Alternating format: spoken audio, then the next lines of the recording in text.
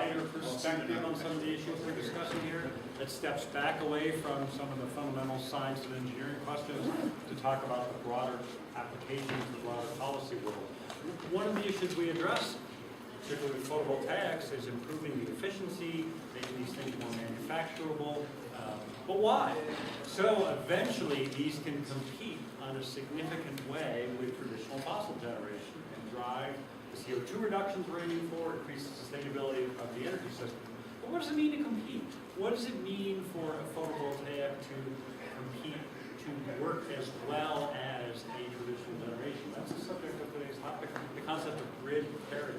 Our speaker today is Gilliam. He's Director of Research and Analysis with a very interesting organization called Solyndra.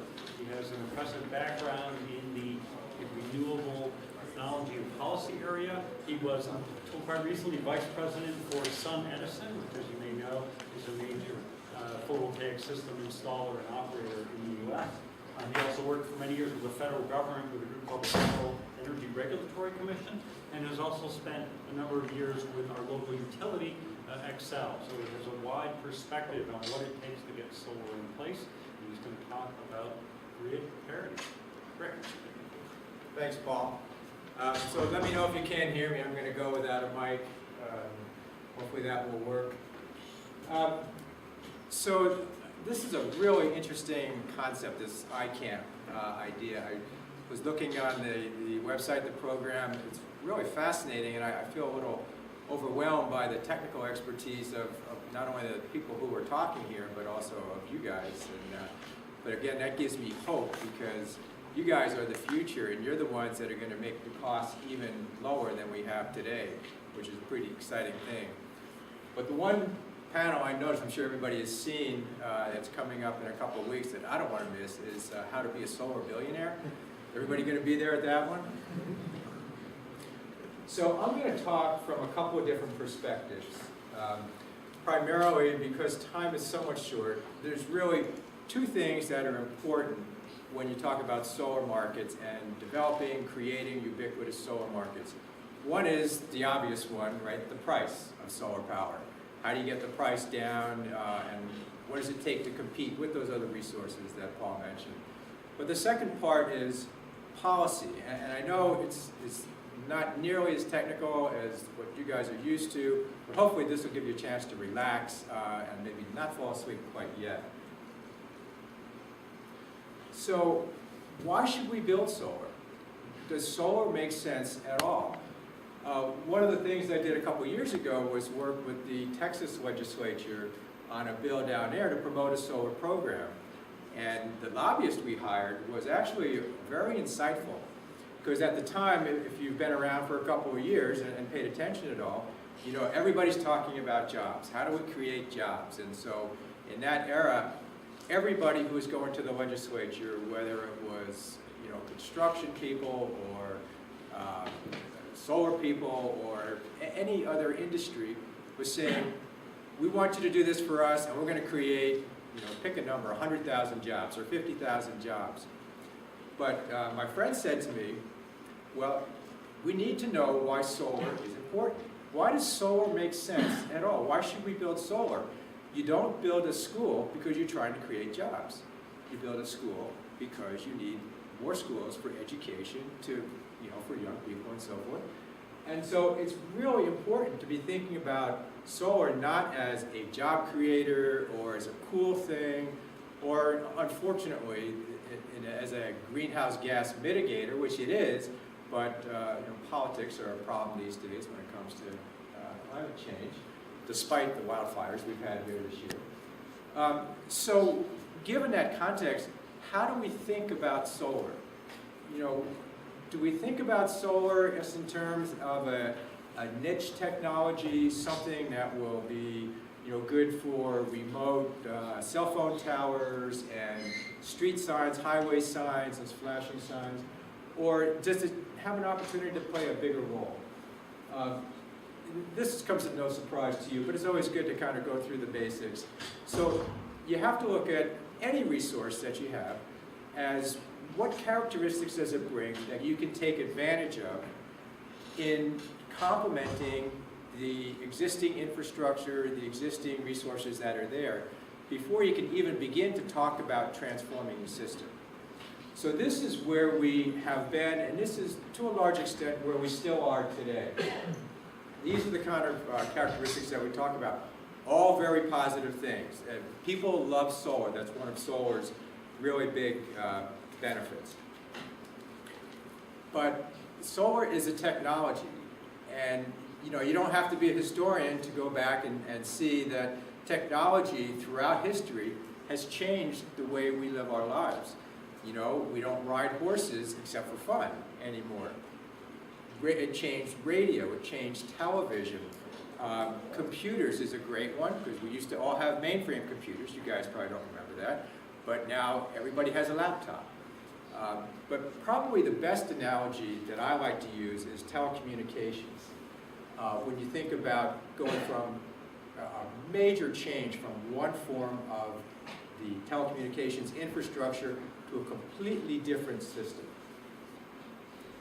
And you think about that, it wasn't that long ago. It was maybe 20 years ago when cell phones were hugely expensive. I remember the first one that I had at the company that I worked at. It was literally like that one on the left up here. It was like a government issue walkie-talkie. But it was amazing at the time, right? And so what happens when you have a new technology like that? You have increased adoption, you have the early adopters, some increased adoption, and the price comes down a little bit because they start making more of them. And it's, it feeds upon itself in that cycle. So it completely transformed our telecommunications system that we have today. How many people have a landline at home? That's less, maybe a quarter of people in here.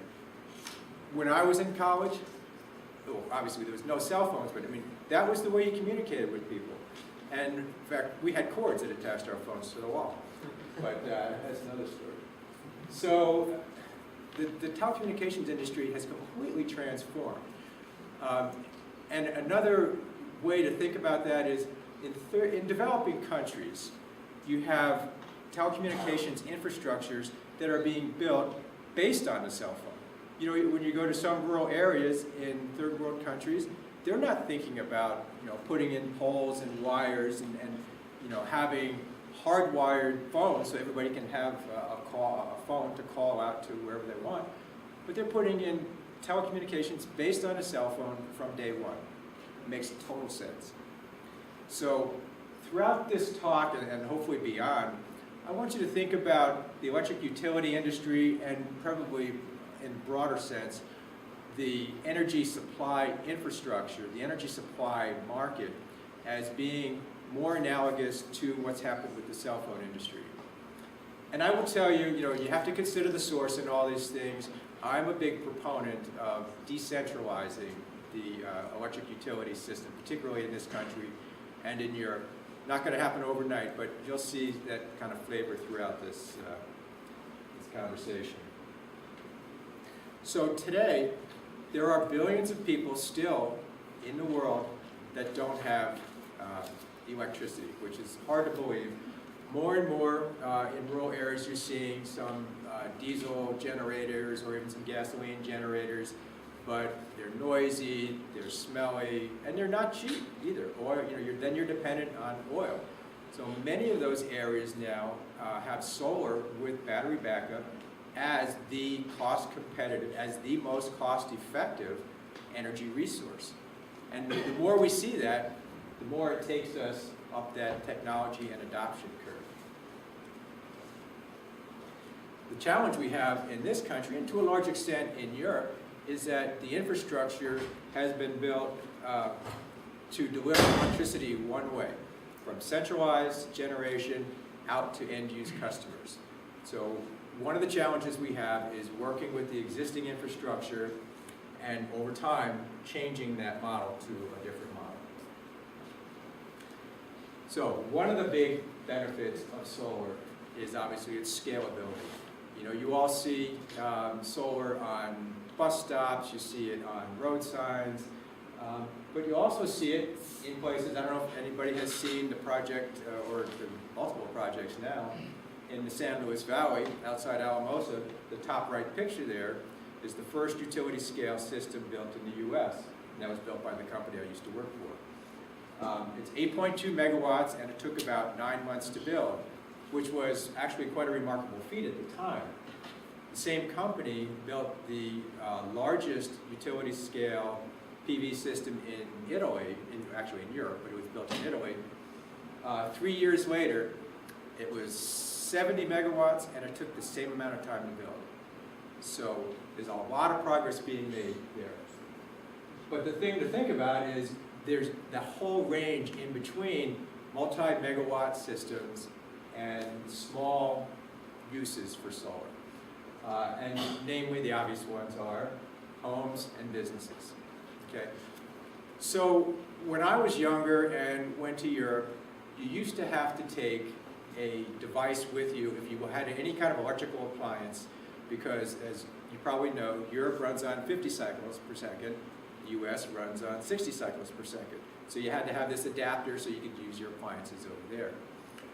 But today, as you guys may know, you don't have to do that anymore. All you have to do is just have a plug adapter so that you can plug into the different outlets there.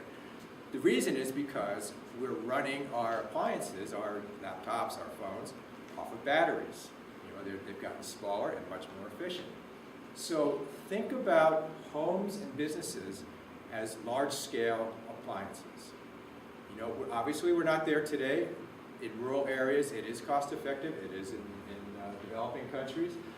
But think about 10 years from now, when that lithium-ion battery, or whatever technology it may be, goes in a slot in your closet in the basement, and that provides your power from 5 o'clock to 8 o'clock the next morning, because you charge it with your solar system throughout the day. Or you plug your EV into your garage, and that solar system on your home charges up your car, and then your car can be used, depending on how you use your car, obviously, but your car can be used as a storage system.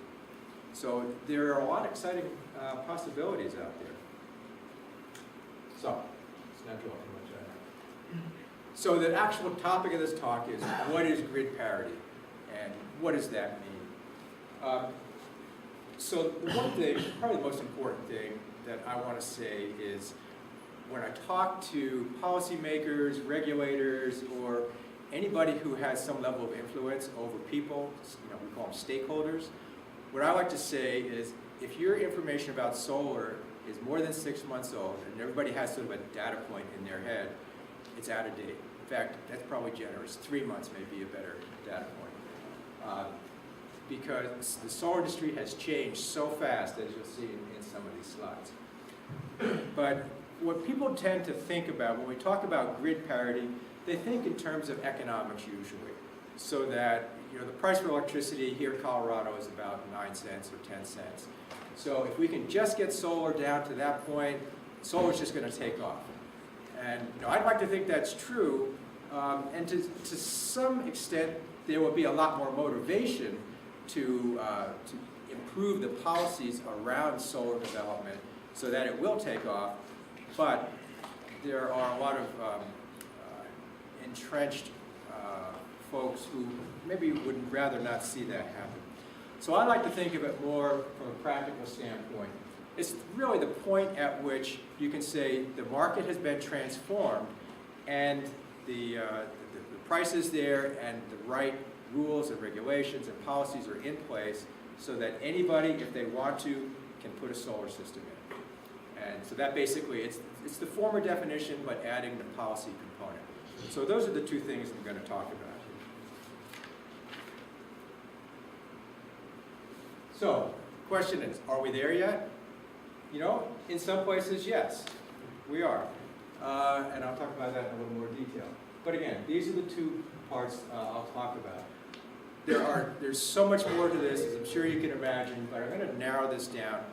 I'm going to talk about where utilities get their energy from, which is wholesale electricity, which basically means they buy the electricity from someone else, or they generate it themselves, and then they resell it to their customers.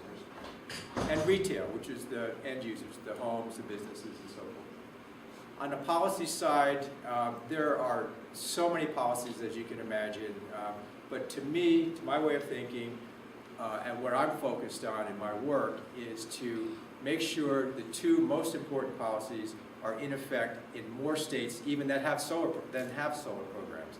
And that is making sure that solar can connect to the grid fairly, and then secondly, making sure that the economic transaction between the utility and that customer is fair. So it's just about fairness and equity. Now, of course, those are elements that are sort of in the eye of the beholder. This may or may not come as new information to you, but the solar industry has been growing hugely, particularly in the last couple of years. A lot related to price, but who knows where, without looking at the chart, who knows the country that has the most solar? Germany, of course. So Germany has about 25 gigawatts of solar. And in fact, Germany had enough solar generation on a couple of weekend days in May of this year to serve half the needs, half of the electricity of the entire country. Which is amazing since Germany has the same solar resource, the same amount of incoming sunshine as Alaska does in the US. So it's a remarkable achievement, and it's done a lot to bring the cost of solar down. Now, looking at the US market, much smaller obviously than Germany, but we're doing a lot better. In fact, our growth rate is increasing dramatically. The last 2 years, we've had more than 100% growth per year over the prior year. This coming year, projections are in the 75 to 80% range that I've seen so far. But you never know until the fourth quarter. The fourth quarter is always the big quarter because utilities always want to get their projects connected by the end of the year, as well as the solar developers. So, but this is a pretty amazing statistic. How?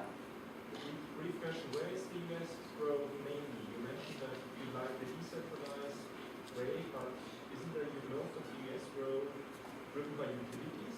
Or is it homeowners? In terms of number of systems, it's homeowners, but they're all 5 to 8 kW systems. Right now, interestingly, it's roughly balanced across the US. Now, New Mexico, for instance, had probably 90% utility scale last year. It's a small state, but the utilities wanted to do a lot. Arizona has had quite a bit of utility scale. But interestingly, on average, it's fairly balanced.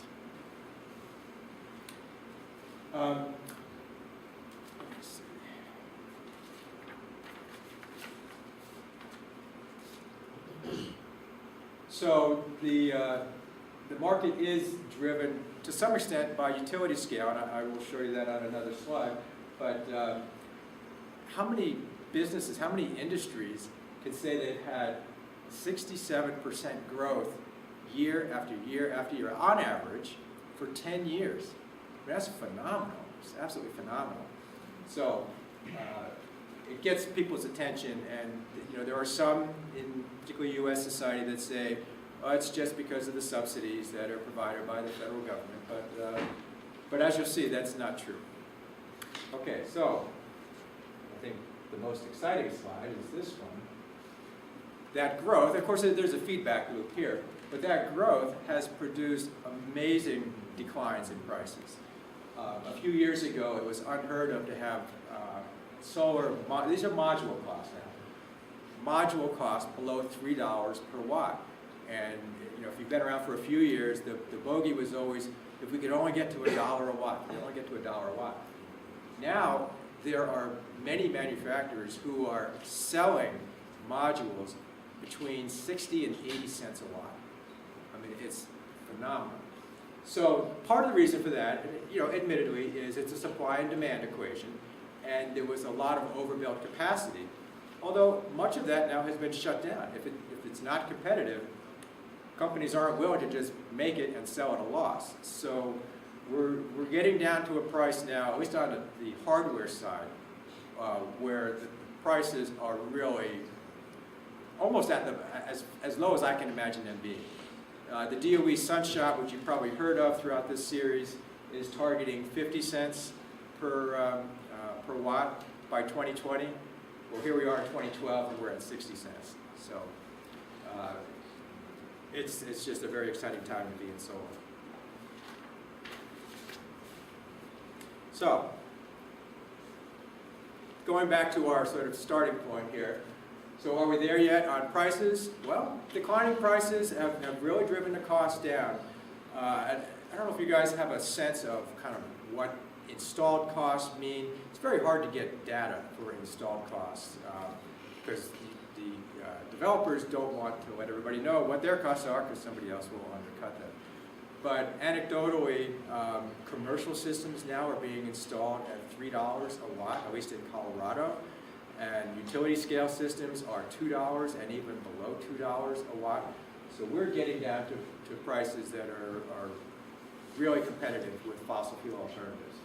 So does that translate into anything that's helpful to the industry? So let's look at a comparison with some of the other resources that utilities have. Now this is an easy one, solar versus nuclear. And there may be nuclear fans here. I'm not putting down nuclear as a technology, but I just think it's something that's going to fall under its own weight. The LCOE, which is the levelized cost of energy for nuclear, based on testimony that was submitted by a utility that has a bunch of nuclear plants, was $144 a megawatt hour, which translated means 14.5 cents per kilowatt hour. So, I mean, that is really expensive for a type of technology that takes probably 10 years to build, can't be built without financial support from the government, and can't be built without insurance coverage by the government. So, again, consider the source, but my sense is that nuclear is not going to be a major source of supply in the future. Now the cost curve that I show here for utility scale solar, because data is so hard to come by in the US, this is based on a group called EPIA in Europe. It's the European Photovoltaic Industry Association. And unlike this country, they do a tremendous amount of research and analysis, and their work is really good. But to check their numbers versus what I've been seeing in the US, I put just a couple of data points up there for projects that I'm familiar with, and it's public information, so it's nothing confidential about it.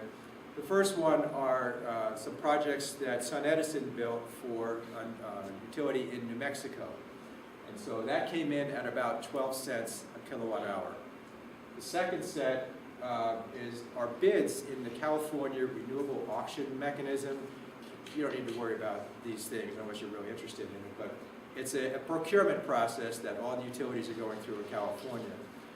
Those bids came in, and these are for relatively small projects, on the order of 1 to 5 megawatts.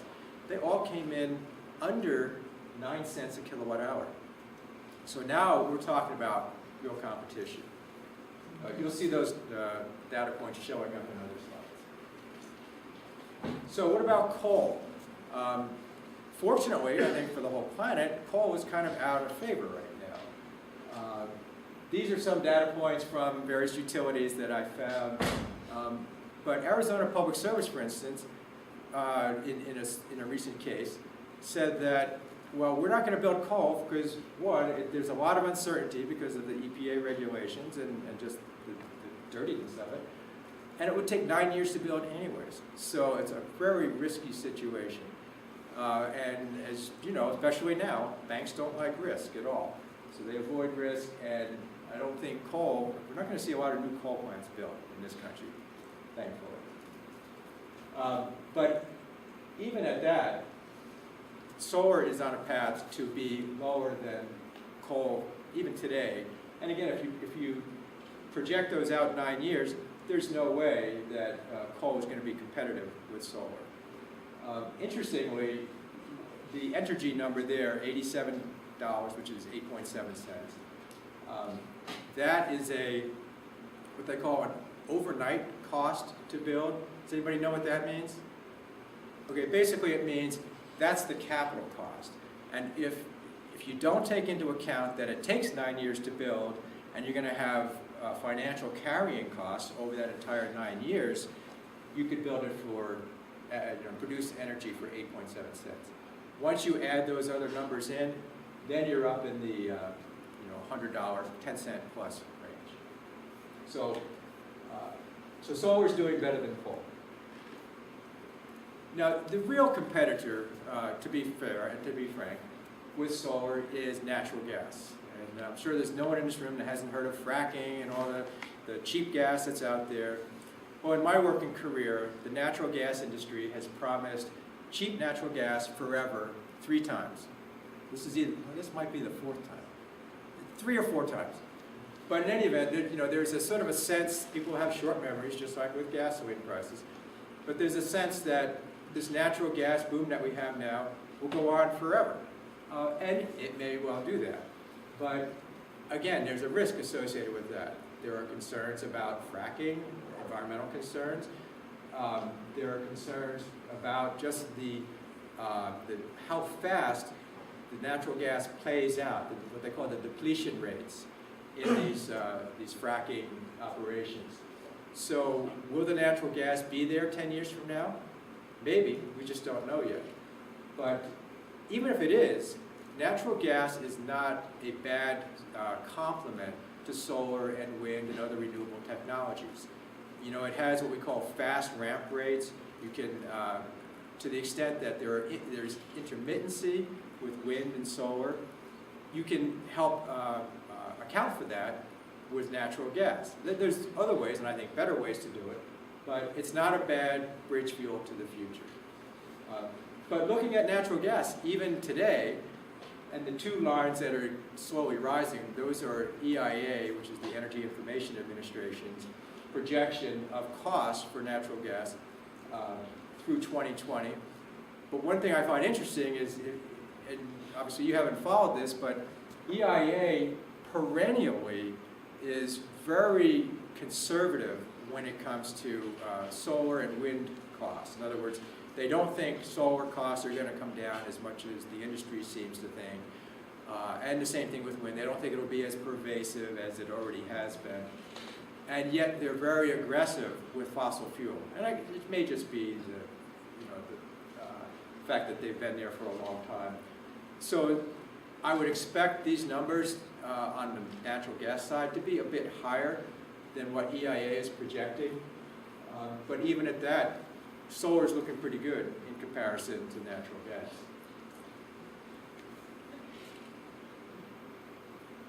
So with that said, with those comparisons, does that mean that utilities are actually using solar today? And the answer is yes. In response to your question, for instance, there's a lot of utility scale solar in New Mexico. And this was put together as of June, a couple months ago, last month. There was about 1.5 gigawatts of solar at the utility scale across the country. But under contract at that time was almost 10 gigawatts. That's signed contracts, so it's ready to be built. Across the bottom are the years that is planned to go in. But probably more impressive than that, of course, is the projects that are announced where the contracts are in negotiations, not signed yet. That's 32 gigawatts. So that is a huge amount of solar. To give you a perspective, the peak demand in Colorado is somewhere on the order of 12 gigawatts.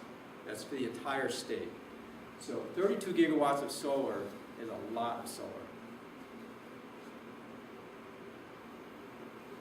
So, back to the question, are we there yet? Well, the declining prices have allowed the utilities to begin buying solar in much higher quantities. So let's look at the retail customers. Retail customers, homes, businesses, industry. Now this, I'm going to have to say at the outset, take this a little bit with a grain of salt because I did put in the most aggressive residential prices, and the rising line there are current electricity rates and rate projections, again by EIA, going out to 2020. So that's a national average. And the way I like to think about this is, so I guess what my point there being, while it shows that there'll be a crossover around 2013, what it really means is that in some markets, we're already there. In Hawaii, Puerto Rico, pretty much at least in some places in California, solar prices are lower than grid electricity prices. So between now and 2020, that curve is going to, or the adoption is going to basically descend through all the lower cost states. As the price of solar comes down, it'll just be more and more utilities and states where solar is cost competitive. Again, we're just talking about the price now. We're not talking about whether or not you can actually connect. Commercial and industrial customers are a similar story. Industrial customers tend to have the lowest rates in the country. They are very large users of electricity, so they sort of buy in bulk and get advantages. But it's a similar story. Again, over time, more and more commercial customers, more and more industrial customers will find that solar makes pure economic sense, let alone whether or not they can actually utilize it.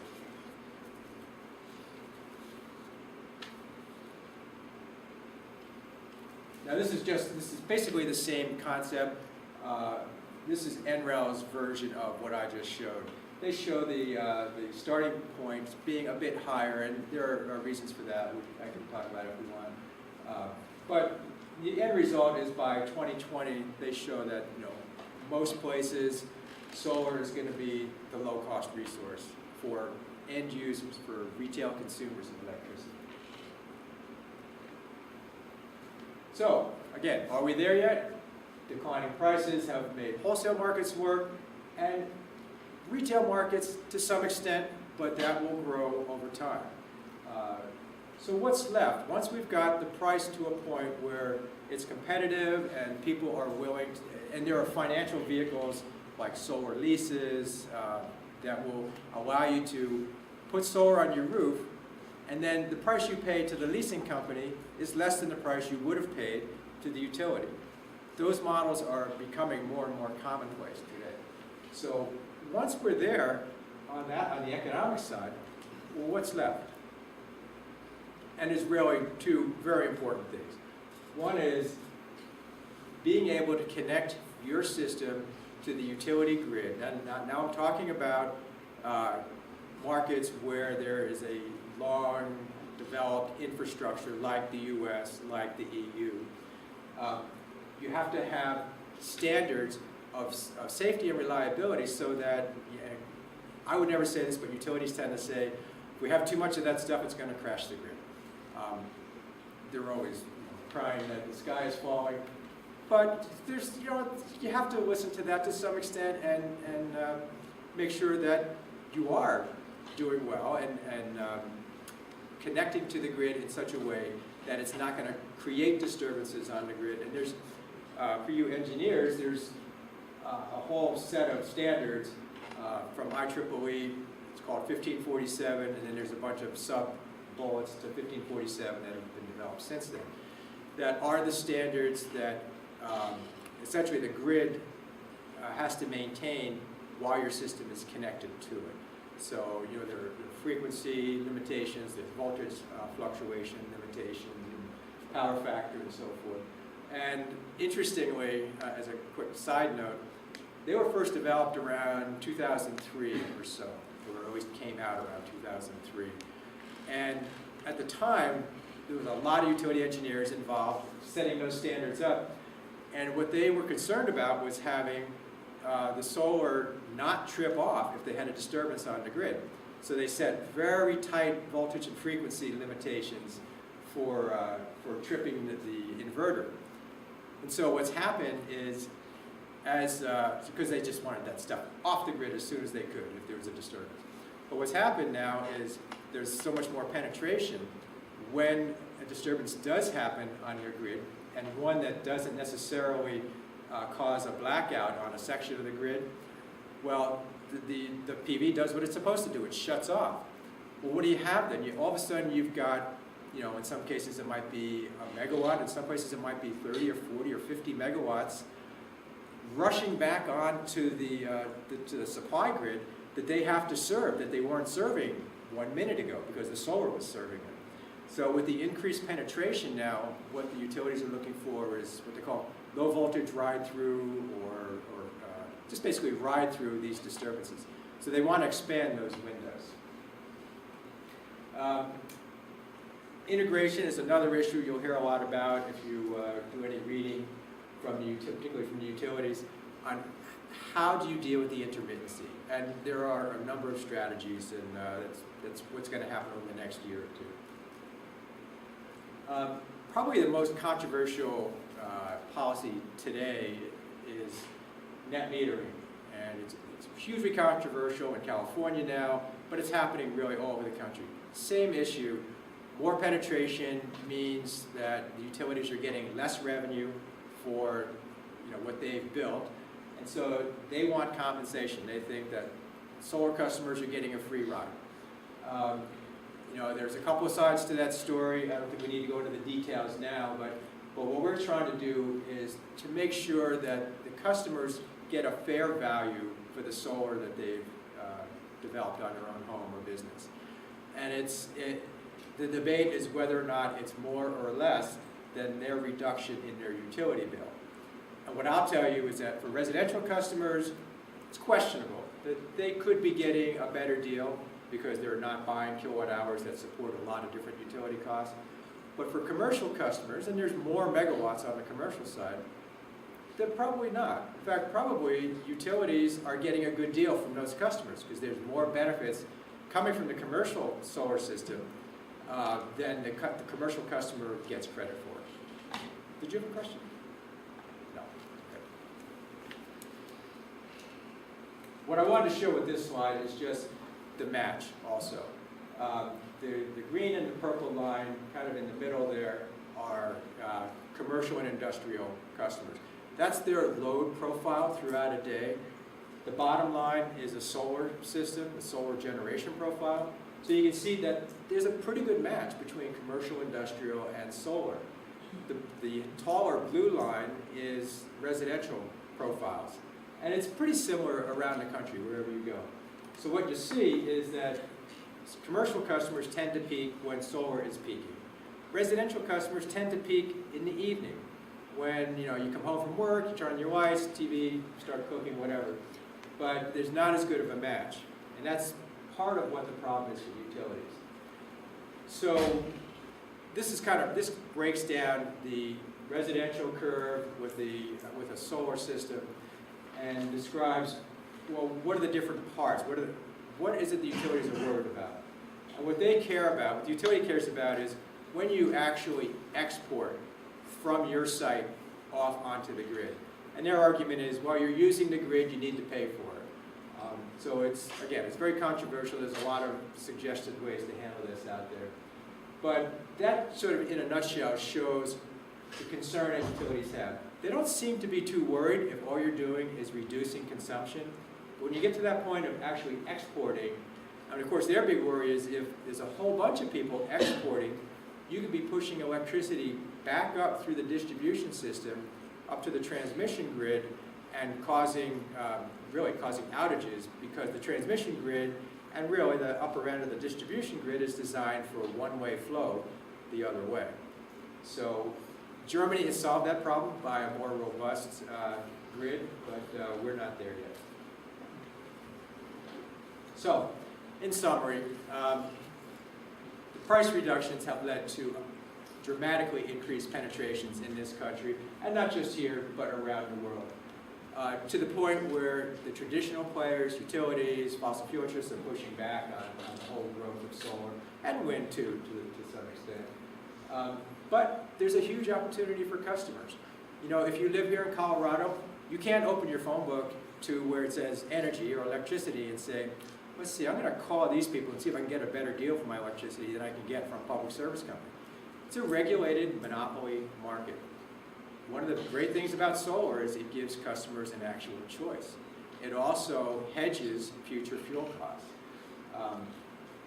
one of the big issues I think we're about to face that we haven't actually addressed yet, and I'm just starting to talk about it more as I do these kind of things, is that as utilities talk about building out their transmission network and as they build new generation resources, in my view at least, in my world, there's a good chance that in 10 years, those assets may be stranded, which basically means there may not be enough people left to pay for them as more and more people become more self-sufficient using solar on their homes and businesses. So that's my pitch for the decentralized market.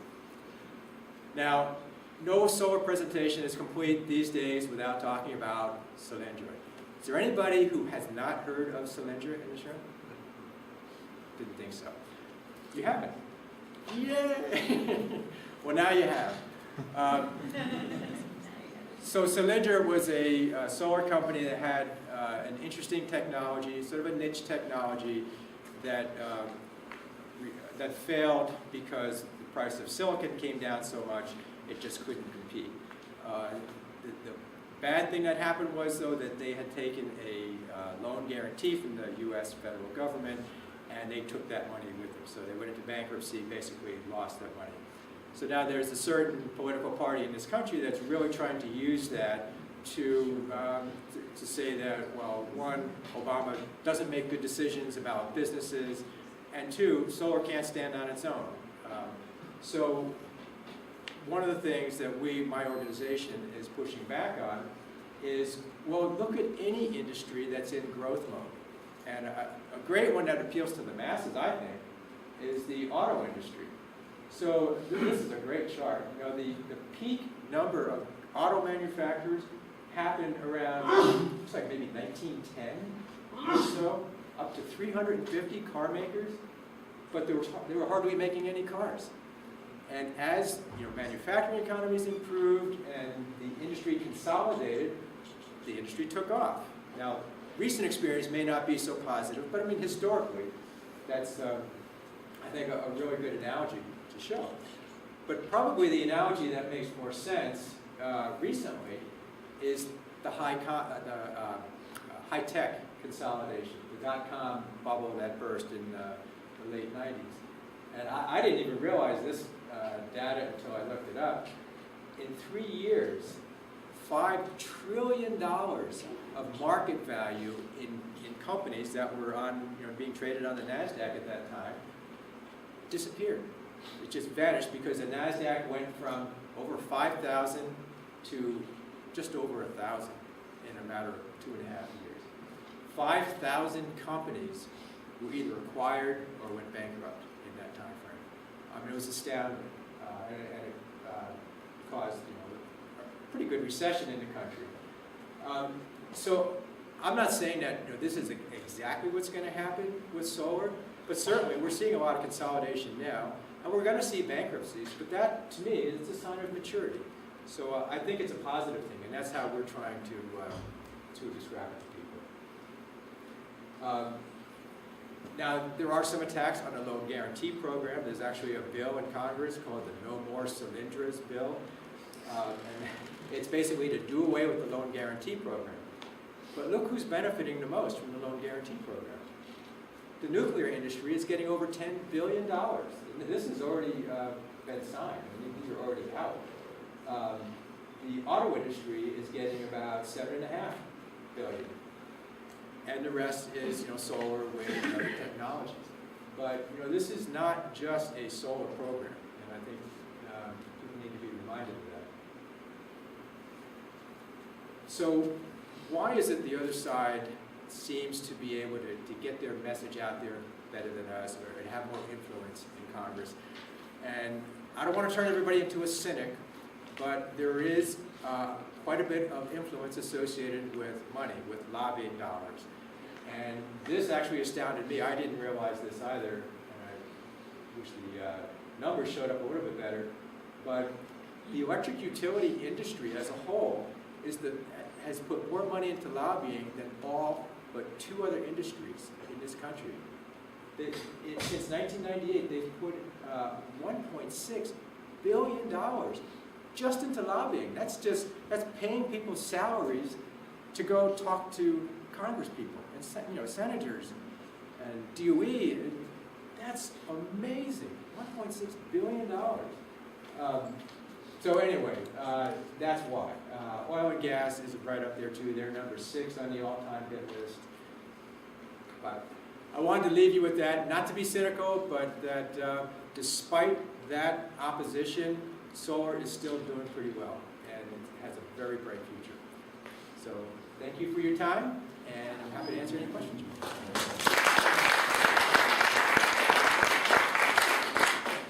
Questions for? Yeah. I still listen for new technologies for non-solar. Did they take into account subsidies and helps from government agencies that they have? Do you mean like the fossil? They do, because the fossil resources benefits that they get, they're usually in the form of tax credits or some R&D help.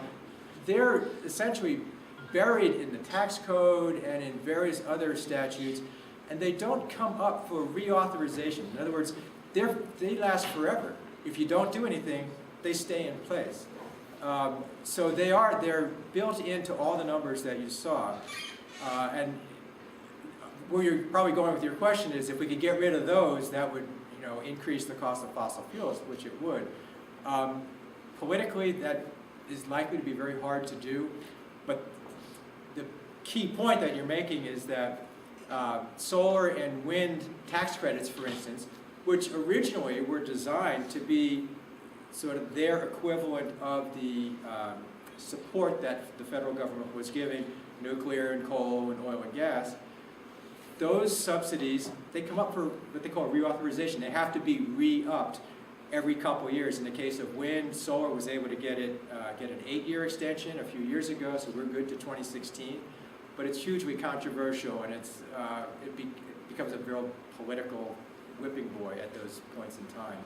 So it's a great question, and I wish we could just get rid of all subsidies and compete on a fair playing field, but we're not going to be there in this country, I don't think.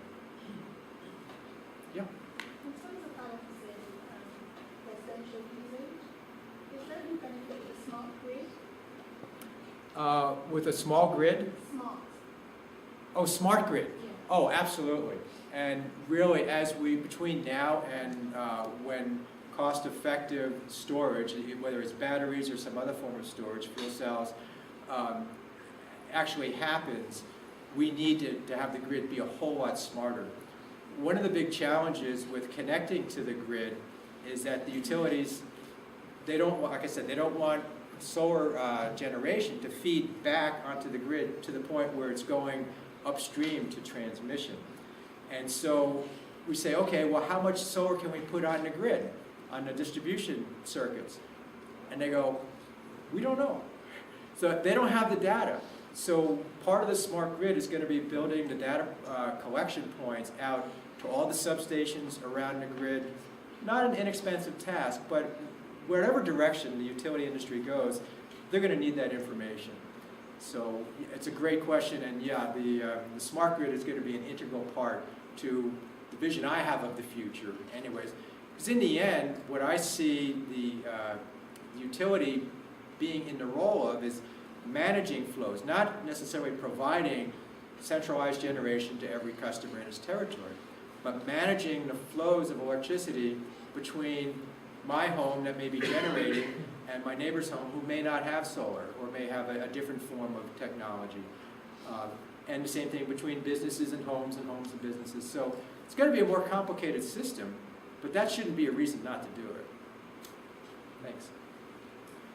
Yeah, I think you mentioned that Germany already solved the problem of grid thing. So how hard is it for U.S. to adopt that, or what's the biggest obstacle that prohibits the U.S. to adopt it? That's a great question too. Did everybody hear the question?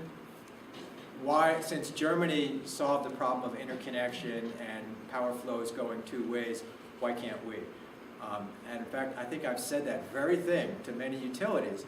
But to be honest, and I don't want to be too flippant about it, but it's mainly because there are guys as old as me working in the utilities that have never done anything any other way. and for them to change out the protective equipment, or even to think about changing it out, just changes their whole way of thinking about delivery of electricity. Plus, they have a basic business model. Utilities have a business model that allows them to earn a return on the assets they invest in. But their model also is for them to be the supplier and you to be the consumer. And they have a very difficult time when you become a generator. So they're not anxious to promote the concept of allowing flows to go both ways. Because then you start talking about competition. It's a monopoly. They don't like competition. They don't know how to deal with it, honestly. So now other states have done that. It's been a painful process, but I think solar will be one of the ways we move towards more retail choice for customers and ultimately competition. So yeah, good question. There is a cost associated with that, with putting in the right equipment to allow for two-way flows, and that's what the utilities would say. It's too expensive. Can't do it. Other questions for Rick? Well, thanks for your time, everybody.